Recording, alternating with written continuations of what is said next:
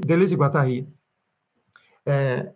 ao investirem na clínica, né, estavam fundamentalmente empreendendo um combate, né, uma guerra vital, né, investindo numa máquina de guerra vital. Eles estavam exatamente combatendo, né, a crença, né, de que nós necessariamente somos naturezas carentes ou insuficientes. Eles estavam combatendo o conformismo, eles estavam combatendo as ideias prontas ou a realidade dada. Eles estavam combatendo um campo do possível que, no fundo, não passa de uma projeção daquilo que já está dado ou experimentado, apenas que é uma projeção idealizada e não simplesmente vivida de modo literal ou factual. Esse combate incide onde exatamente? Esse combate, ele incide no modo de vida de cada um de nós. Nós não cansamos de idealizar, de buscar uma existência mais verdadeira, mais feliz, mais livre, mais interessante. E sempre que buscamos isso, erramos profundamente. E diríamos, por quê? Por causa de alguma cegueira? Como diz Nietzsche, o erro não é cegueira, o erro é covardia. Buscamos e erramos. Erramos porque somos covardes? Nos tornamos covardes? É incrível, é incrível. Nós hoje vivemos no mundo, e excepcionalmente no Brasil, uma situação quase incrível, quase inacreditável. Se não tivesse aí, se os fatos não tivessem sendo esfregados em nossa cara. É uma situação de uma sociedade que depende de instituições, que depende de organizações, que depende de comandos, de representações, que depende de crenças. E, diríamos nós, quase não reage. Quando reage, reage de modo reformista, de modo conformado. O que nos torna tão fracos? Frágeis, ok? Somos frágeis, mas fracos. Por que a gente, de frágil, se tornou fraco? É necessário? Não, não é necessário. Alguma coisa acontece aí. Mas por que se tornou necessário? Uma vez que isso foi fabricado. Isso é fabricado, isso é reproduzido. Como a gente não consegue reagir? Eu comecei a investir cada vez mais, principalmente na clínica, né? Depois que, num certo momento, das nossas condições sociais, econômicas, e políticas e culturais, eu comecei a perceber cada vez mais que o nosso problema era um problema de lição de casa, um problema de combate entre as nossas forças, que o nosso inimigo não estava tão fora, ou não era tanto um outro, como era principalmente o modo como a gente existia. É principalmente o modo como a gente existe. O nosso inimigo é o nosso modo de vida. Principalmente isso. O nosso inimigo emerge dos nossos fantasmas. E claro, óbvio que isso toma corpo. Esses fantasmas ganham imagem, ganham símbolos, eles se corporificam. E aí, o inimigo vira um outro, ou vira até si mesmo. Pode ser um outro, e eu vou investir numa prática de ódio, e pode ser a mim mesmo, eu vou investir numa má consciência, uma culpa. Ou eu acuso, ou eu me culpo. Então, o nosso inimigo fundamental está na nossa maneira de viver. O nosso inimigo fundamental, né, aliás, o inimigo só está aí, porque há uma cumplicidade das forças humanas. Há uma cumplicidade em nós. Não uma culpa. A esquizoanálise diz todo o contrário disso. É como Nietzsche, que vai afirmar que o devir é inocente, necessariamente inocente. Heráclito já dizia isso. Diz Nietzsche, eu sou um discípulo de Heráclito. O devir é inocente. Spinoza já sabia disso. Só tem afirmação dentro de nós, dentro de qualquer ser, dentro de qualquer ente existente, tem necessariamente uma força vivente, uma força que faz existir, que afirma a existência e não que nega a existência. A esquizoanálise, ela vem responder uma questão. A questão que La Boétie se colocava lá no século XVI. Depois Spinoza colocou essa questão e respondeu de modo magistral.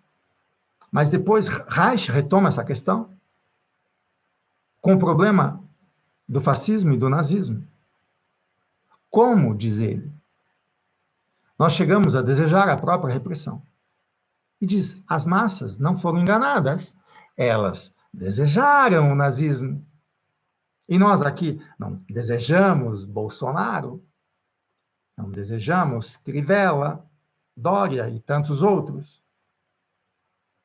Nós não desejamos formas de governo que nos reprimem ou que nos capturam. Em nome do quê? De uma resposta salvadora que nos tire do buraco? Bom, vamos lá. Aqui, então, eu retomo uma questão. Eu dizia que nós, historicamente, nos formamos de maneira tal. E quando a gente deseja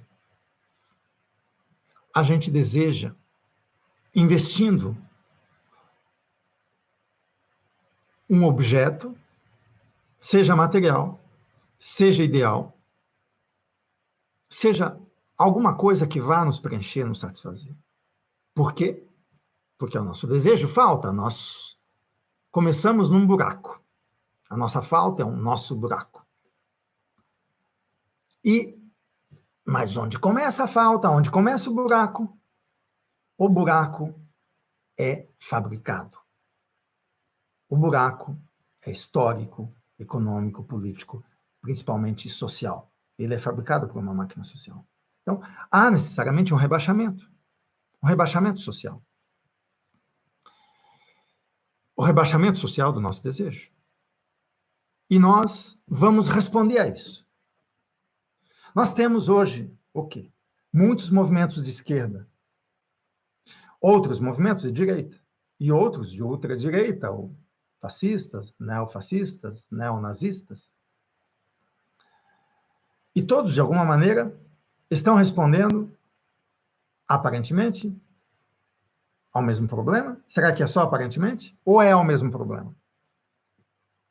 O problema da falta é também o problema de um esmagamento, o problema de uma desqualificação, o problema de uma nadificação do nosso desejo, o problema de uma nadificação do real.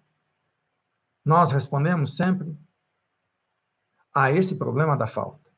Mas o problema da falta é um sintoma. Ele não é o problema principal. Há um modo de sociabilidade que investe deliberadamente na falta. É uma questão política antes de ser uma questão religiosa, uma questão moral. A falta é uma produção política e econômica, é uma política econômica do desejo, sem a qual não há reprodução do poder, não há sustentação de um centro de soberania, não há concentração de energia humana e acumulação dessa energia, e tampouco possibilidade de disponibilizar uma grande quantidade de energia humana difusa para que essa acumulação se produza. Marx já dizia, de um lado o capital, de outro lado as forças de trabalho.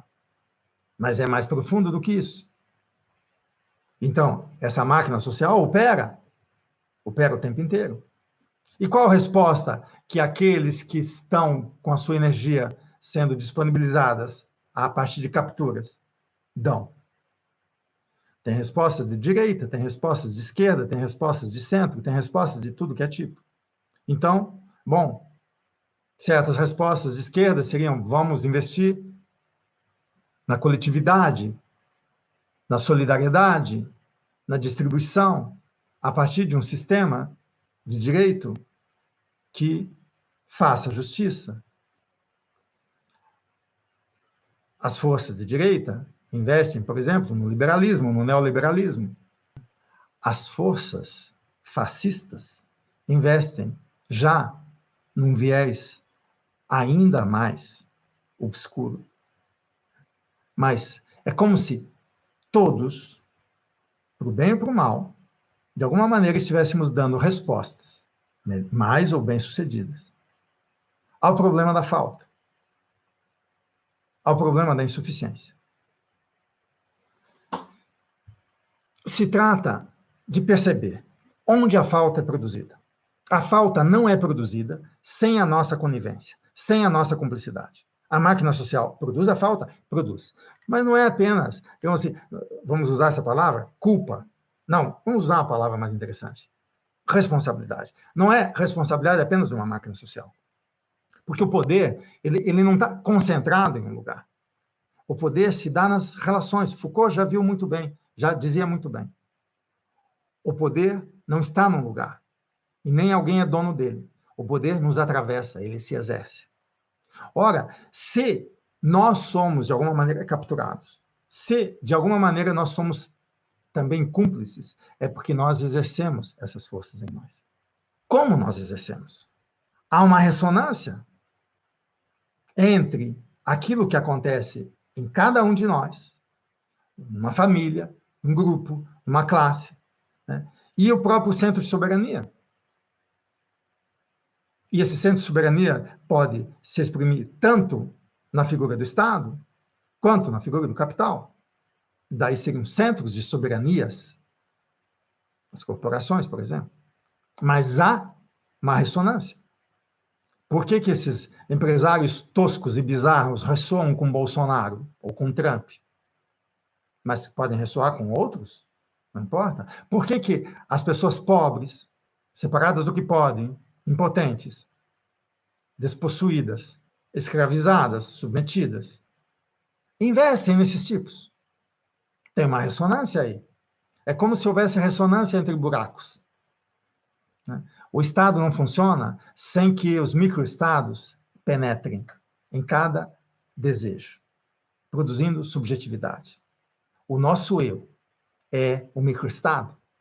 Cada eu é um estado em nós. E o eu tem sempre uma dupla face. Esse estado, melhor dizendo, tem sempre dupla face. Um é passional reivindicativo e democrático. É o da lei. O outro é tirânico, é despótico, opressor, é arbitrário. Esse duplo polo funciona perfeitamente em nós. Quando o quê? Quando nós vislumbramos, claro que isso nos foi sugerido também, mas vislumbramos uma saída. Qual saída? A saída da autorização, a saída do reconhecimento, a saída do empoderamento. Então, a nossa resposta é qual? Uma vida separada do que pode, um ser humano tornado reativo, cujas forças de conservação se tornaram dominantes em relação às forças de criação. Vai resolver o seu problema a partir de uma falsa maneira de colocar o problema. A partir do problema de uma vida reativa e decaída. E não a partir de uma evolução criadora da vida em nós. Essa maneira de colocar o problema foi reiterada, reforçada pelas psicologias, psicoterapias, psicanálises, psiquiatrias dominantes. Essa nossa crítica é veemente e radical nesse sentido.